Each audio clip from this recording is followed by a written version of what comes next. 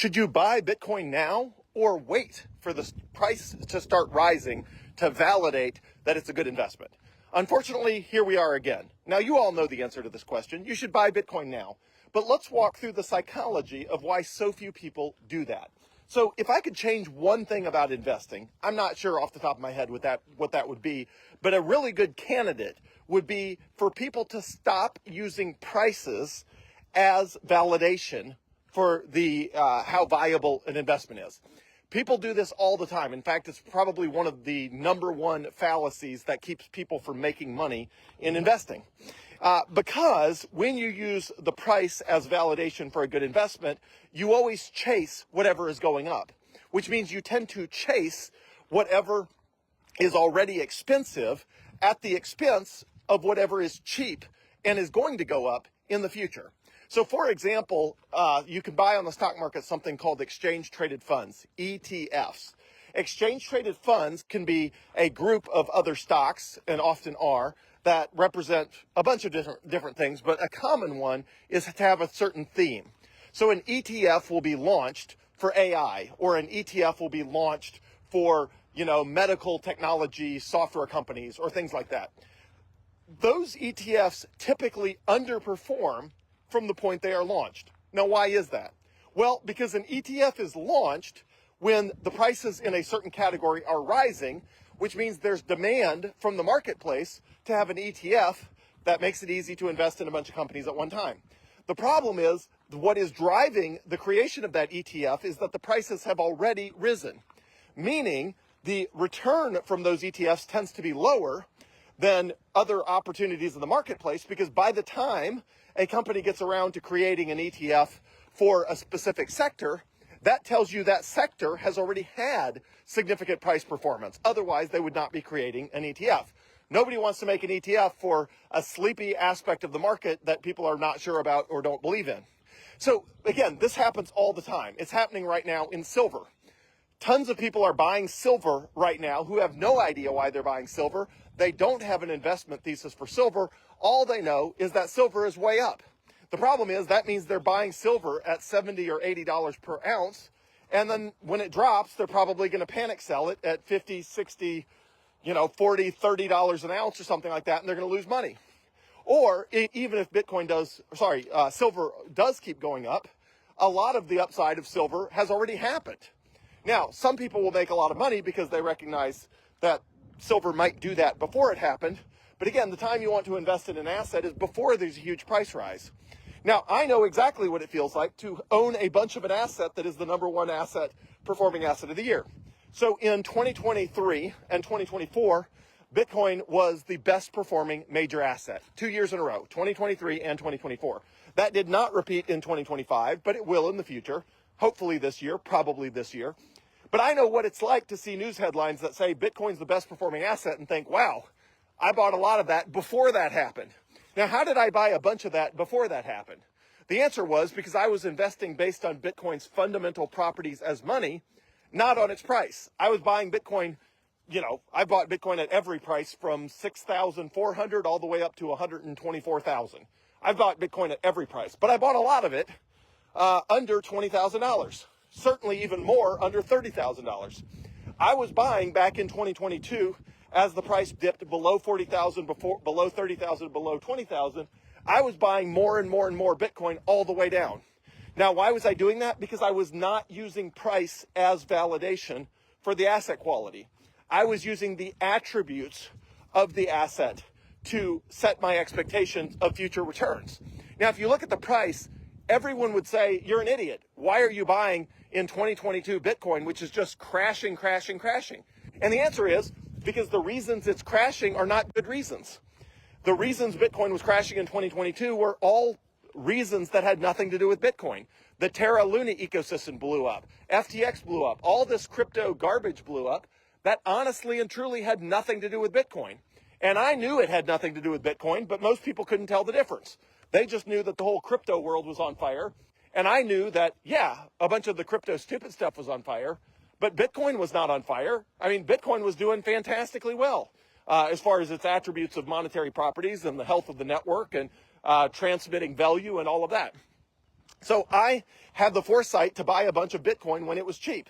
And I would consider Bitcoin cheap right now. Now, most people are not reaching out to me right now. At $90,000 per Bitcoin, most people have lost interest. It's been going sideways for a month or two. They've lost interest. They've moved on. They're trying to find something else new and exciting to invest in. They assume the Bitcoin party is over. And that's just not true. Bitcoin will come raring back as an asset class. And the question is, how much of it are you going to own before that happens? Because what everybody does is they think, well, I own a little bit of Bitcoin, I'll keep an eye on it. And then they check it and it's 120,000 a coin. They're like, oh, that's up. I wonder if it'll set a new record. Then it goes to 130. They're like, wow, it did set a new record, but not by that much. The previous record from a couple months ago was 126. Then it goes to 150 and they're like, oh man, this thing's really going. I really ought to own a lot more than I do. Then it goes to 170. Then it goes to 180. Finally, they're like, okay, 180,000, I am buying Bitcoin right now. I am not getting left behind by this train. Now, are you not getting left behind by this train? Because you just got left behind from 90,000 to 180. So Bitcoin doubles when it goes from 90,000 to 180, yet a bunch of people are going to buy a bunch of Bitcoin at 180,000 that they could buy at 90,000 right now. So if you do that, you give up half of all of the future gains of Bitcoin. Because think about this. No matter what the upside of Bitcoin is, if you let half of that go by without buying it, you'll never get that half of the returns back. So if the upside from right now is an easy 10x, that means if you wait for it to double, you only have 5x left. 5 times 2 is 10. So if something doubles, then you have to cut the potential future upside in half. I think Bitcoin easily has 10x upside from here in the next 5 to 10 years. So if you can easily make 10 times your money in 5 to 10 years right now in Bitcoin, but you wait for it to be 180,000, well, then you're not getting 10x your money. You're getting 5x your money because half of the return has already passed you by. So this is just happening constantly with all assets, all investment assets that are like this, where the people who make the most money are the people who understand the asset. They invest when it's on sale. They hold through the hard times like right now. And, you know, in the good times, they're way up on their investment and they can support their lifestyle and outrun inflation by a long shot and live the good life, financially speaking. So now is the time to buy Bitcoin if that's what you want to do. But again, I can tell just from the buzz, the number of people messaging me on Facebook or Signal or text message, the number of people, you know, asking questions about how to set up a Fidelity brokerage, a Fidelity crypto IRA. Those questions and interest and inquiries to me are way down right now. The interest level is very low. The interest level should be very high because an entire year of sideways chop, which was 2025, is now behind us. All the pain of a year of sideways chop is already behind us. And we're halfway through almost the first month of 2026, which has mostly been just a sideways grind. So it's a great time to buy Bitcoin. But again, almost everybody will make the mistake of letting price be their validation, which means they're not comfortable buying Bitcoin until the price goes up, which means they end up buying Bitcoin a lot more expensively than they could. And instead of being thrilled at 180,000 that they've doubled their money, they instead are sort of licking their wounds. They're buying at 180,000 and then Bitcoin goes sideways for a year and they're like, well, I finally did the right thing. I bought at 180,000 and then 2028 or something like that, or I don't know, 2027, whatever it is, grind sideways for a year. And they're like, Joel, I did the right thing. I bought it. I'm like, yeah, but why'd you wait for 180,000? I mean, you could buy as much as you want right now at 90,000.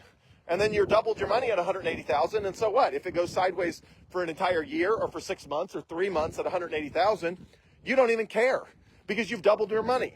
So right now when Bitcoin's going sideways, and on average, I'm up 3x on my total Bitcoin investment. My average cost price or cost basis is somewhere in, let's call it the $35,000-ish price.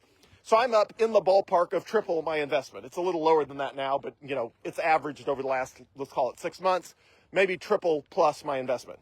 Okay, that's fine. If it wants to grind sideways when I'm up triple on my investment, that's fine. If it's got to grind sideways while I'm up triple, that's fine. I'll be spending Bitcoin while it's triple what I paid for it. And again, it's a lot easier to ride that out if you bought it when it was cheaper than if you bought up at 116 or 122 or 110. And then you got to grind sideways at 95 or 90,000. It's just a lot more painful when you're down for that sideways grind. So My advice is the same as always. Buy as much Bitcoin as you can. Hold on to it for as long as conceivably possible. Don't use the price as validation. Use market adoption as validation, which is what's actually happening in the Bitcoin ecosystem. Who's announcing Bitcoin purchases? Who's adopting Bitcoin as collateral? Which banks are embracing Bitcoin? What is Congress doing with regard to clarity for digital assets? All of the things that determine whether Bitcoin will indeed be the future money of the world, those are the things to keep an eye on, because those things will eventually drive the demand that drives the price. And if you buy Bitcoin at 90,000 and all of those things are pointed in the right direction, then when Bitcoin's 180,000, you're happy. And you're not stuck buying it at 140, 160, and 175 on the way up, because once again, you're using your price as validation. Now, most people are going to use the price as validation. I know they will anyway, no matter what I say. I know as soon as the price takes off and Bitcoin starts outrunning everything else, my phone's going to light up. All these people are going to be asking, how do I set up a Fidelity crypto IRA? How do I set up a Fidelity crypto Roth IRA? How do I convert my old 401k into Bitcoin? Everybody's going to be asking me those questions as soon as the price, takes off. Everybody's going to be asking me, hey, you gave me $100 of free Bitcoin. I never redeemed it. Can you send me a new link? Yes, I'll send you a new link, but the $100 would have been $120 by the time I send you a new link. But guess what? I'm not sending you a new link for $120. I'm sending you a new link for just $100.